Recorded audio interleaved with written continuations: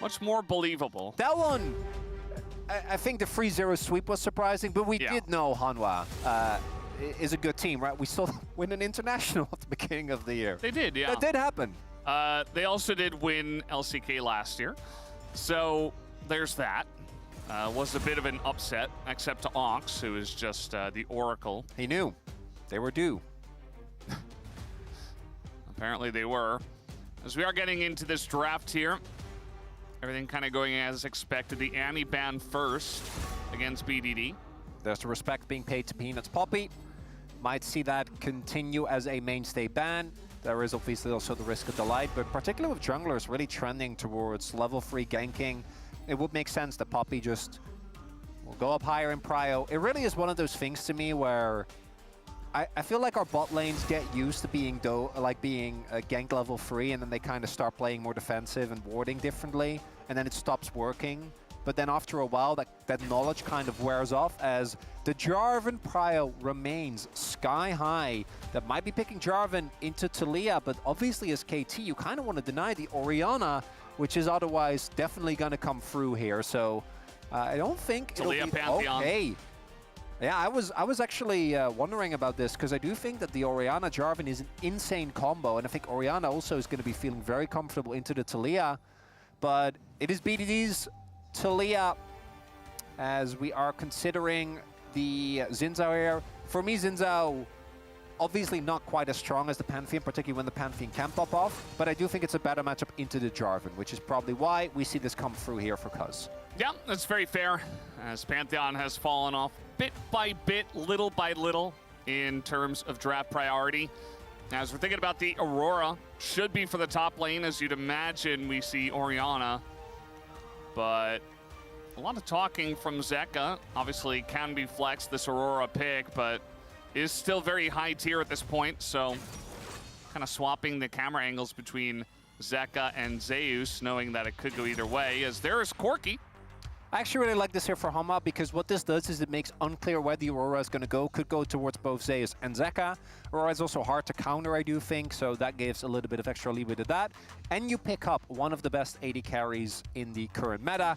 Corki doesn't really have weaknesses. Feels like he's just strong at any point. He's very safe.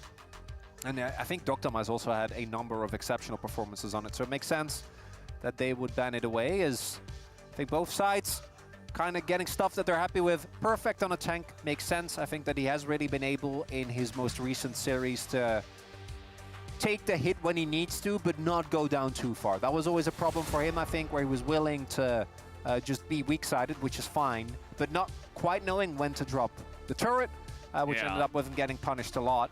And with Sion, there is obviously a little built-in safety as well. Showing respect for the mid Aurora here. It's definitely something that Zeka can play to a high level. And Sivir also going to be banned. It's pretty interesting that they banned that when they already have Jarvan, but showing respect to Doctom Sivir here in this draft. Will we see an Orianna ban? And I know that Sivir has a good matchup into Corki, but that one to me feels like not the most convincing ban, because you have the Jarvan. Jarvan to me is one of the best ways to deal with Sivir very consistently. There is a lot of appeal for KT roster, so maybe they don't want to run the risk, or they want to just make sure that they secure a good bot lane matchup. And with how bot lane... It's funny, because I think we've been talking a lot about the jungle, but the jungle has also been instrumental in, like, tower diving consistently and just level 3 ganking bot lane. So it kind of goes both ways. So making sure that you get a good bot lane matchup will help your jungler to have a big impact as well, which is why we see the double AD carry bans towards Doctom here. Will we see the Nico here early, or is it just going to be something like an Alistar? For Peter, I think we'd have to. Or do we just wait and pick AD carry and then see what you get on the bottom lane and then pick your support? Really depends on whether you want to prio something like a Nico, or if you want to just pick Kai'Sa and threaten Kai'Sa Nico. I don't love that for KT. I gotta say, I think that when you're playing a 2-carry composition, Kai'Sa as an AD carry, that can really struggle, because as much damage as she offers, it is mostly burst. And Taliyah, I think, kind of suffers from the same issue, so Cuz is going to have a big performance here. And then it's going to be Alistar, and then we'll see what goes top lane, what goes mid, and then it's going to be the R5 Nico, one would have to imagine here, even into the Alistar.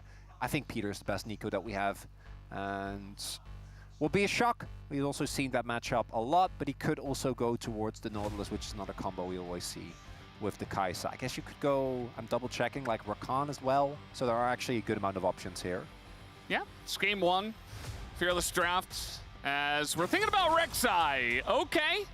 Just playing this top lane, you would have to imagine. Yeah. The Aurora's going mid. You have a lot of flexibility in things you can pick into the Sion. As this should be Nico. We'll see if the Rek'Sai or Alistar pick deters him from taking it. Yeah, so Alistar, we do see a decent amount into Nico, which is why I think Delight prioritized that. Because it really does make getting consistent access to the backline a lot harder. And it does look like Peter is going to respect that. His Rakan is still incredible. Kai'Sa Rakan is also a classic. Because we know the laning phase, very lackluster. I kind of wonder how it will play out, though, because the level 1 of Alistar obviously isn't amazing either, and I'm very certain both junglers are going to be looking to try and get their bot lane ahead.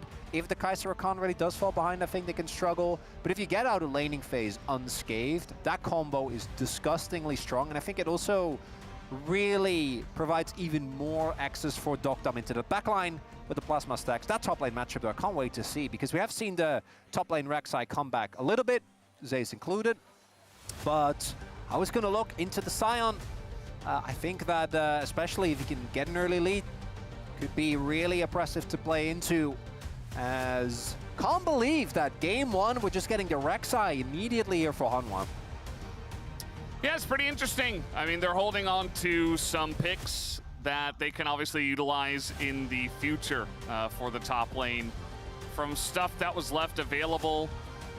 You know, we had Ambessa banned, we had Gwen banned, the Aurora was going mid lane, so it kind of felt like a good opportunity when a lot of stuff was taken away that's high tier. And so we're going to get to see it firsthand here in game number 1, alongside of Kai'Sa in game number 1 for Dokdam. We'll see how that pans out as we're ready. Let's hop into the rift for game number 1.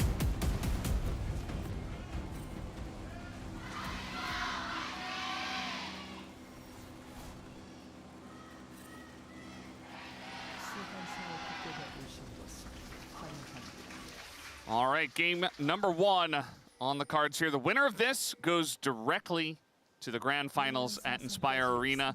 They don't have to play any kind of lower finals or any of this. They have earned their spot here, and they're looking to earn their spot directly into the finals.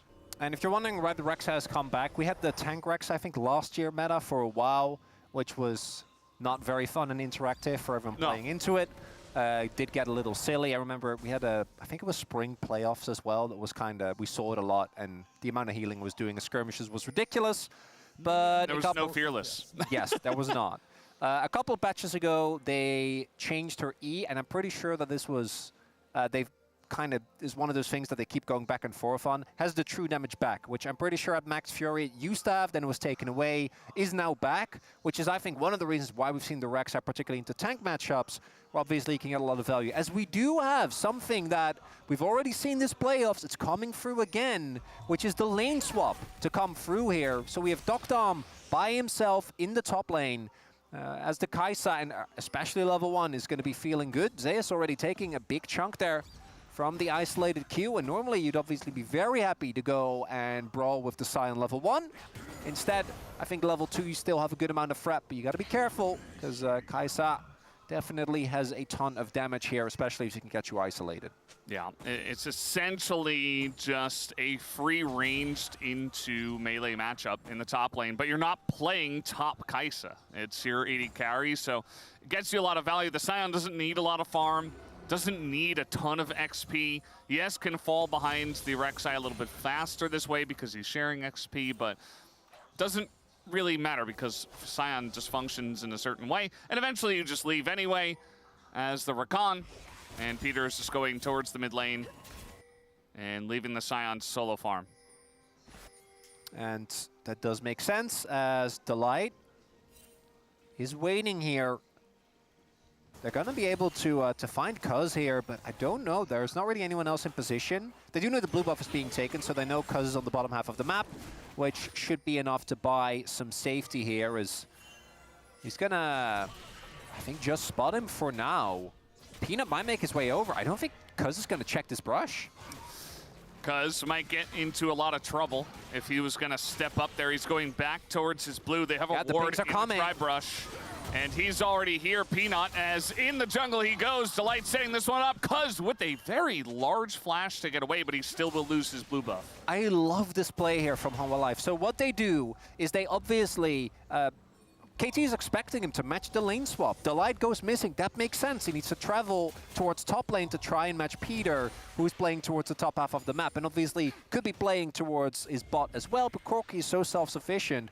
Makes sense that you make the read that he would be going towards the top end.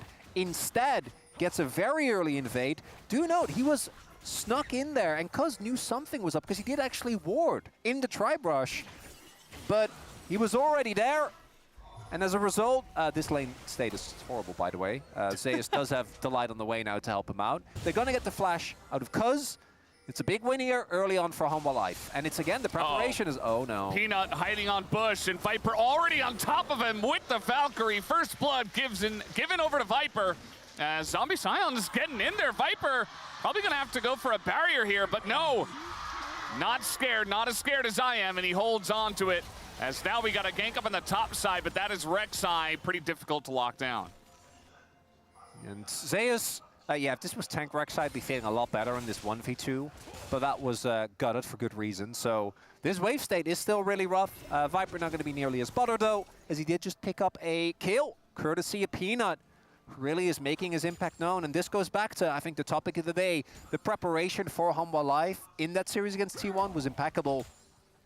And I think we're seeing it again here. I was actually wondering, because Peanut started topside, and Jarvan is one of the few junglers that can't, that's very cute, actually reliably gank no matter where he is, right? As soon as he has access to level 2. Yeah. But instead just path to bot, and I was like, I don't know, maybe you could punish top. He had a plan in mind. It worked out nicely. Yeah, absolutely. Great to see Peanut finding so much success here very early on in this match. As now we've just got the two bottom lanes in the top lane and just the standard top laners in the bottom side. As the Rek'Sai actually being denied a lot more farm behind 7 CS. But very curious to see how this matchup is going to play out. There you see that maximum Fury E. Emax as well going to be doing a crazy amount of damage here to Perfect.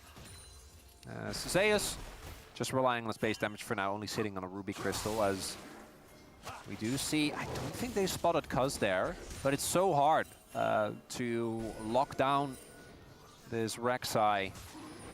So it does look like they are going to just give up, which I do think makes sense given the prio, as well as the fact that you'd rather be the Aurora Rek'Sai Jarvan than the Scion and Talia if you are looking for a 3v3 skirmish. Yeah, absolutely. As Hanwha Life Esports, they have not taken a first dragon, as was highlighted by our pre-show. They're going to get their first one here. KT Rolster were actually first in playoffs amongst all their games. They had something like a 66% rate of getting this first Drake. This time it will go over to Hanwha Life Esports, and it's a mountain, so not half bad. Not the best first Drake you can get, but still going to be an early objective, as now Delight trying to bully Cuz here just a little bit. Viper is coming down, gets knocked up, but that's the grand entrance down. A dodge on the wind becomes lightning, and now Viper is totally safe and has the whole team behind him. Everything utilized to try to take down the Corki, who's totally safe, and that's going to be 2 kills going over to Hanwha Life Esports. And that is 3 kills. 1 feat already picked up here by Hanwha Life, as, oh, get me a replay of that skirmish. A lot of movement there. But you gotta question the decision for KT to really go in aggressive on these type of skirmishes, particularly when you don't have your Rakan ultimate yet. And I think they need 6 so much more than Hanwha Life does, who also did have their ultimates available. But I think in these early skirmishes are always going to be feeling good. As we take a look here, because as you can see, KT, both the jungler and support, so far up here. Viper with a really nice sidestep. And then even though Viper gets trapped here, he has both some. So he's at no point ever unsafe, as the Jarvan prio pays off massively. Seka ends up being paid handsomely as well. and that is KT, I think, kind of overplaying their hand. You really want to try and play with a numbers advantage when you have Kai'Sa and Taliyah specifically. Didn't end up coming to fruition, and that is a big cost because that's going to be the Grubs as well. Humble Life running this early game. Yeah, Humble just coming to this playoffs looking like they're ready to win a championship. I don't know what it is, but their form in the regular season, it was good. I mean, they still got second place, but at the same time, it wasn't this good. I'll tell you that. So KT running into a brick wall at first here in the beginning of game one. It is totally run by the side of HLE. They got the first objective. They got the first 3 kills, the feats of warfare. Now they're going to get a second objective as well, with all 3 of the Grubs being taken here.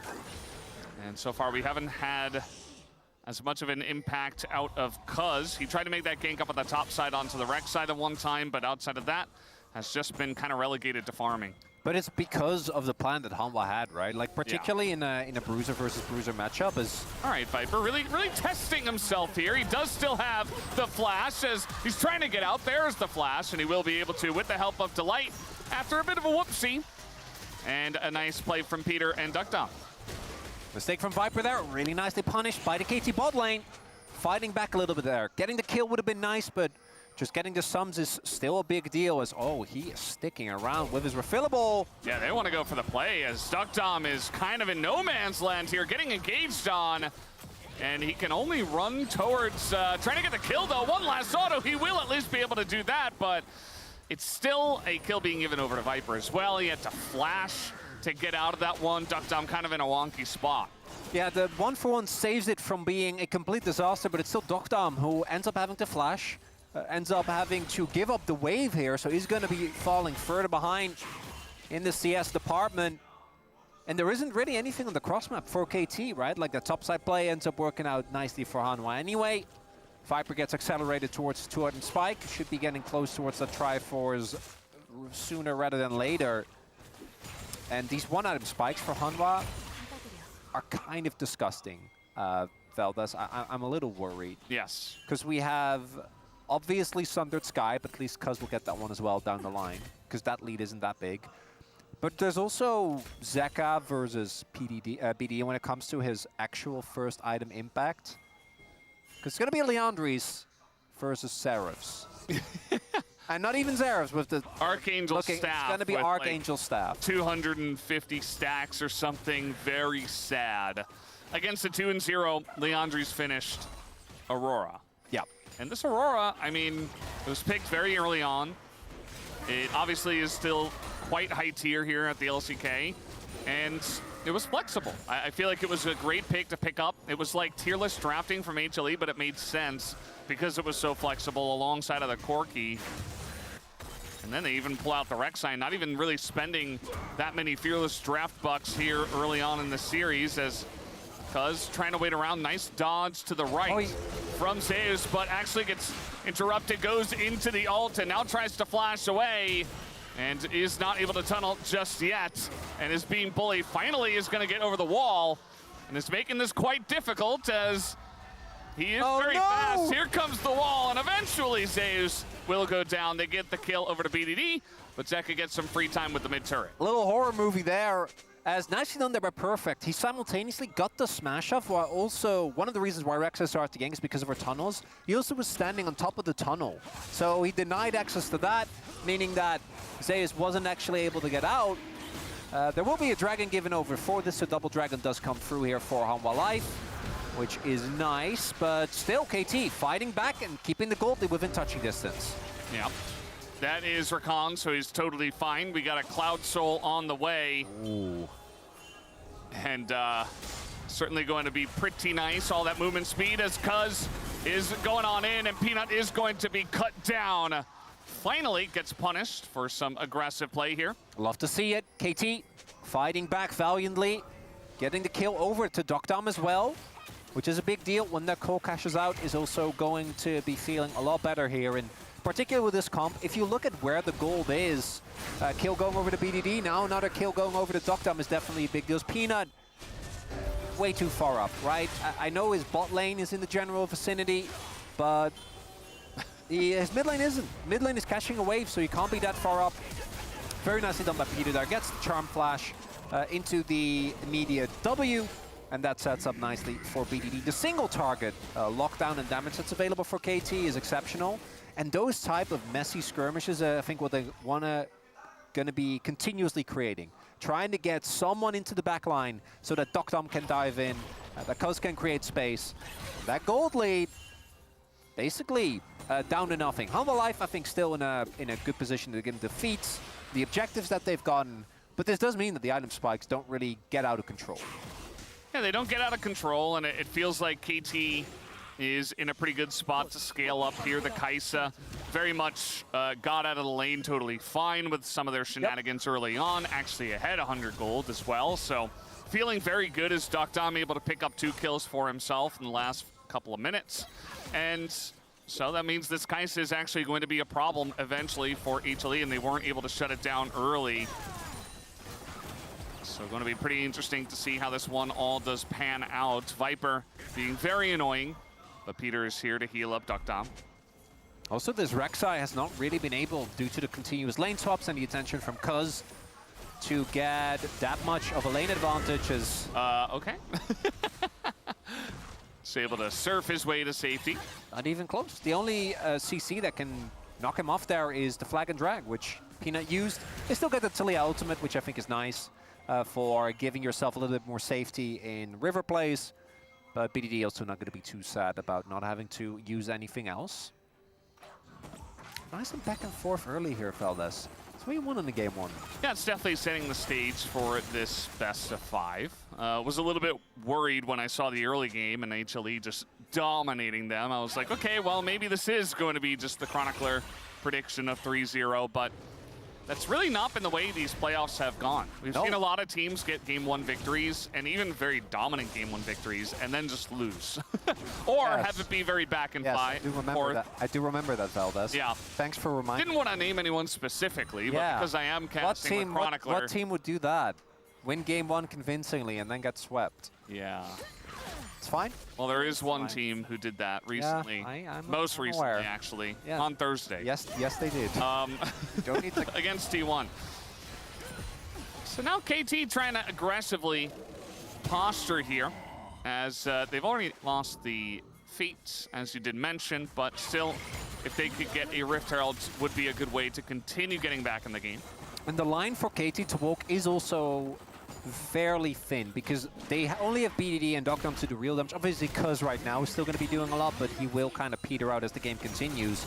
So Dokdom and BDD need to be very deliberate about where they are. If they get focused down, they could be in big trouble, and Humble Life is looking for the angle. Yeah, Talia combo is down, and there's Delight, gets right in onto BDD. The follow-up from Peanut is beautiful. And now Cuz in a lot of trouble, nowhere for him to go. Even Zeus joins in here with his own TP. And unfortunately, for Perfect, he also TP'd and did nothing, as he was a little bit too late to the fight. Not his fault, but HLE take a massive fight here around the Rift Herald. That's exactly what we mentioned. This Talia, if you can get the rocks, maybe it can keep you a little bit safe against the Jarvan, but if you don't have flash and he ults on you, you will die. There's just no way to survive that, but all credit goes to Delight, the one that set that up.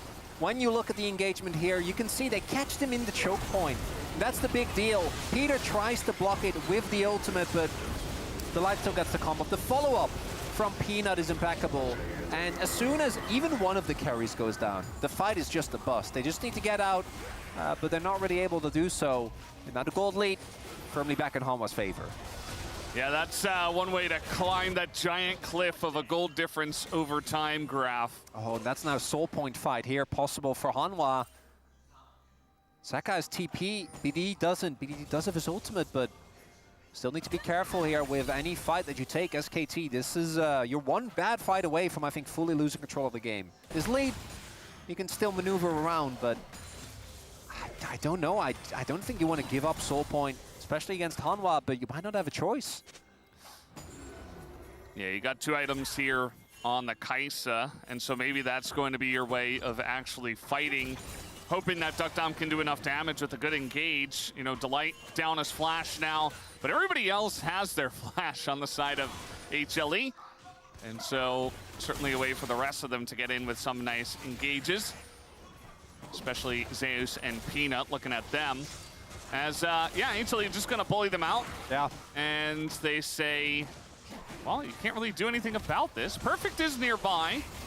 Certainly peeking his way in, but KT not committing to the fight just yet, as we have the Battle Rift Herald drop down just in case. Zeus is going to pick this one up. They boop Cuz away, and here comes the knockup onto the enemy jungler. It does miss, but still going to be the Drake going their way. As Ingo's ducked on a Peanut, but now he's in the pit and in a very vulnerable spot, as immediately they just turn onto him. Duck Dom is down, and that is all your damage gone. As Perfect is alone, has to flash away. Zeus tanky enough, and BDD was never able to do anything in that fight, and this one is very quickly slipping away into the hands of HLE. Couple of things came together there. Viper was already out of the pit when the engage came in. Really big deal there is because they spotted Peter early. They had full awareness, like Hanwha really doing their homework. So they spotted Peter on the flank. The Perfect was marked very early on, because the KT comp thrives when you can create chaos, when you can segment members off, then use the mobility of your Kai'Sa, of your Rakan, and they attempt to do that here, but because they know where Peter is, you will see her Viper is out of the pit as the rest of the team arrives, meaning that instead Dokkan goes in onto Peanut. Peanut, even if he would have gone down, wouldn't have minded, but that means Dokkan is just stuck in the pit, ends up going down, and to me, again, I really don't like the Kai'Sa in this composition. I feel like with the Taliyah, you would much rather have something that tries to play further front to back. Because Kai'Sa, that wasn't a great ult from Dokkan, but if he doesn't ult in, I don't know if they have enough prep. Maybe you just need to ult and hit the front line or just try and play it a little bit slower. But in that case, Hanwha Life probably just dip, and you don't really get anything out of it. But the result doesn't end up going very well here for Hanwha Life. Yeah. If Duckdown doesn't ult in, he's a 2-item Kai'Sa who's sitting in the back, short range, and getting zoned away by all of those threats on HLE. And now we're looking at 3,500 gold, the lead here. 3 Drakes as there is the engage directly on the Zeka. Nowhere for him to go. Up against 3 as they had the damage with Duckdown and BDD there. And KT looking at the Zotacon now. And KT's done it a bunch of times with Peter on Nico, now with him on Rakan. He sets up the play to take down Zeka. And this might just be the other... Yeah, look, they're not contesting. Despite investing the teleport, I think just want to hold on to the turret. And KT strike again in a moment of weakness.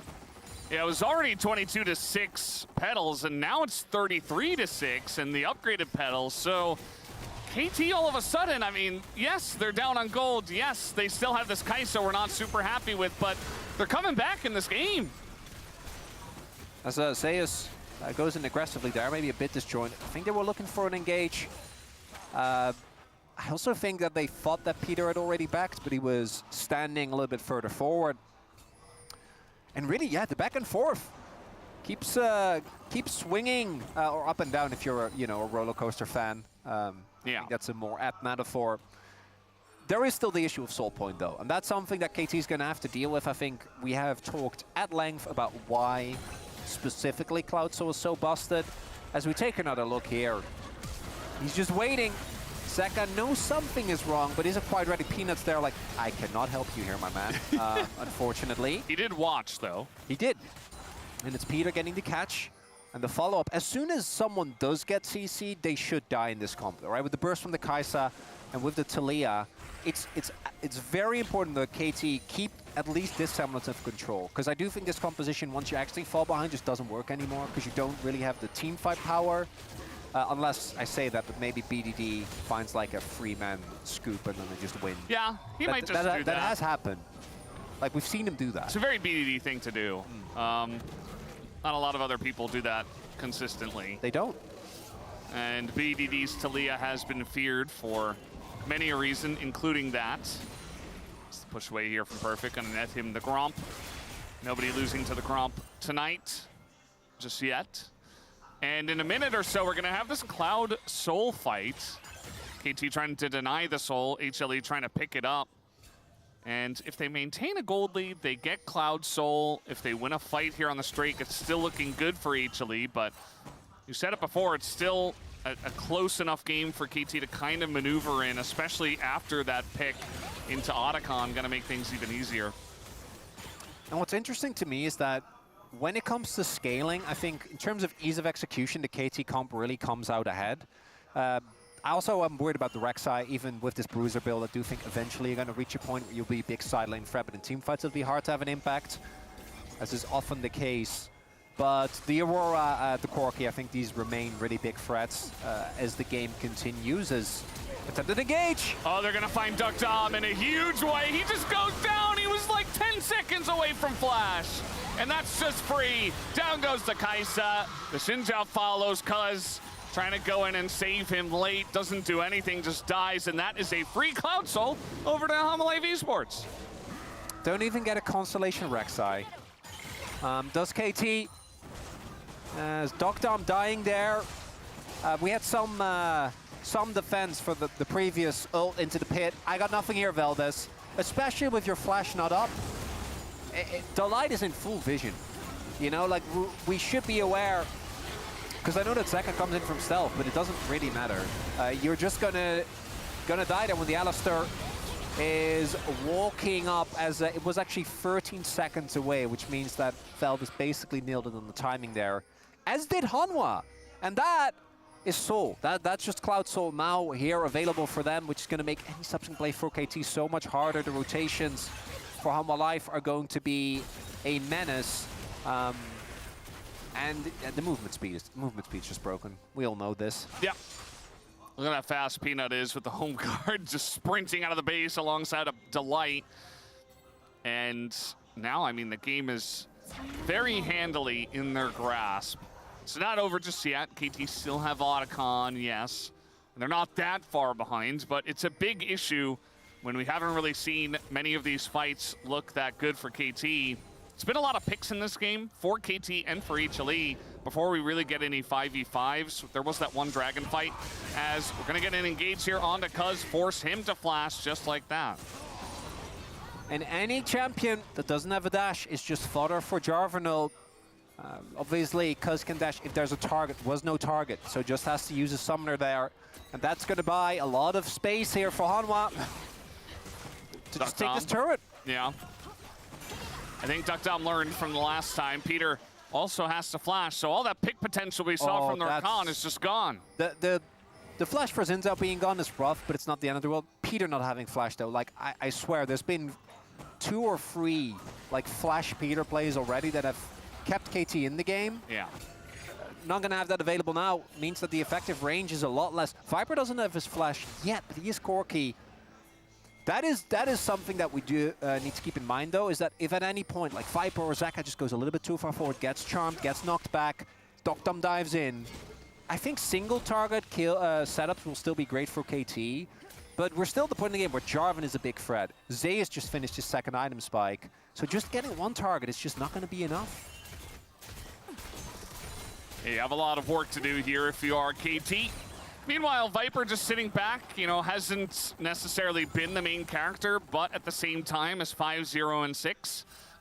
Just not dying, been a part of all 11 kills. Yeah, he was also, I'm pretty sure, last time we checked, leading in the damage chart category. Yes. Also, love this. Build, he's playing into a tank. Build Lord Doms. Good for you, Viper. He already has enough damage for BDD and Duck Dom. No, I know that, but so. I have seen people still go Collector. Yeah. So this fills me with joy. But that's the item build, Chronicler. I have to do the item build. I have to follow the rules. Can't use my head.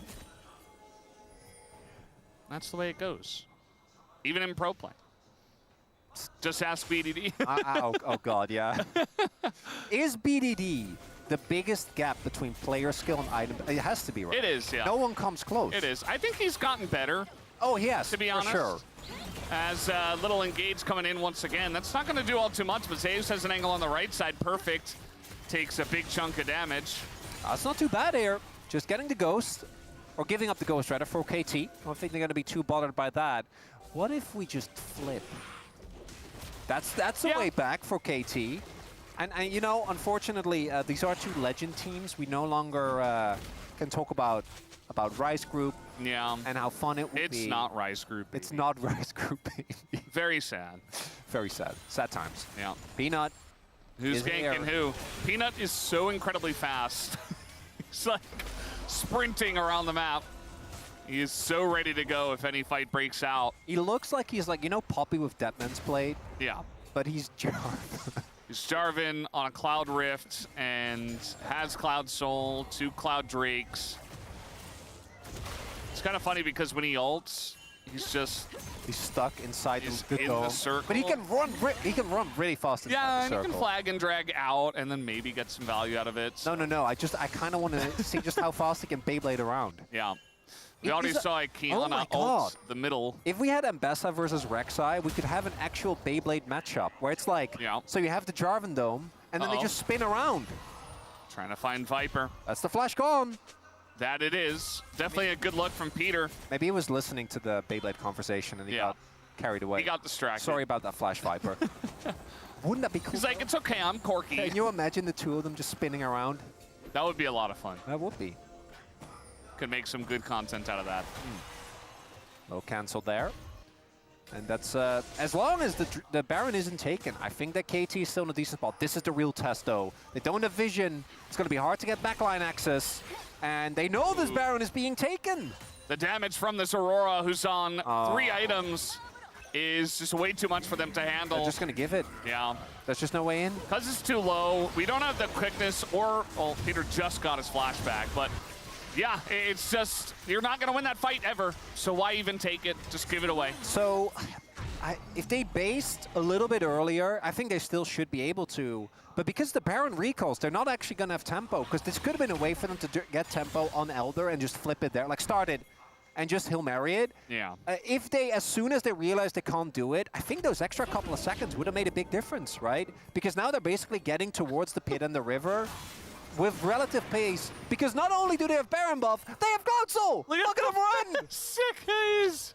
Oh, and he got into the Cloud Rift circle, he's even faster. That's Cloud Rift value. That's Cloud Rift baby. It's because Isolated has to go into his Crescent Guard already. They're trying to turn onto an Alistar who's got his ult. They isolate Viper, who does not have his flash, and doesn't seem to have Valkyrie, but he's still doing so much damage, they don't have the follow-up. And Duckdom is just in no man's land, can't do anything by himself. Viper gonna Valkyrie in, calculated, as they do get the kill on a BDD here. And at least Duckdom was able to get out alive, but it should be Elder, you would imagine, for HLE. Might just look for or maybe they just end. Yeah, if they can keep the cancel on perfect, if he doesn't back, I think they can just base, or just end, go to the base as they do. And that might just be it for game 1. Game 1 just like this. Mostly domination the whole way, by the way, of HLE Esports, except a couple of big picks from Peter, who kind of looked like he was the only guy doing anything, to be honest, here for the side of KT. As, yeah, you gotta send it, you gotta try, but maybe trying to make some room here for Duckdom. It's almost, oh god. Yeah, that Aurora has 8 kills, and the Nexus does not have any health. 0. 1-0 going the way of HLE here. After game number 1, a dominant victory for them to start off the best of 5. And it was the early game plan that got Peanut in a good position, but the main character here was the support. Delight, having so many impeccable engages on this Alistar, felt like more of a, we do the preemptive counter pick so that if they pick Nico, we don't feel as bad. Instead, ends up, I think, carrying most of this game with his decision-making in these fights. Nicely synced up as well with Peanut. And then it's funny because there was like 8-0 and 7-0 Aurora and Corky. Felt like kind of an afterthought. They just got those kills, but they were able to get there because of that jungle support duo. And for KT, unfortunately, this game 1 not ended up working out. Very dominant victory for HLE Esports. KT gonna have to go back to the drawing board and figure out what went wrong. The draft is one thing, but the play was heavily in favor of the orange tank this time in game number 1. HLE Esports fans should be thrilled with the way it went, as that says they want to cancel their ticket to the lower finals and book a direct one to the grand finals. And they will if they get a victory here. HLE starting off strong with the 1-0. And so we're gonna have a break as it's 1-0. We'll be right back.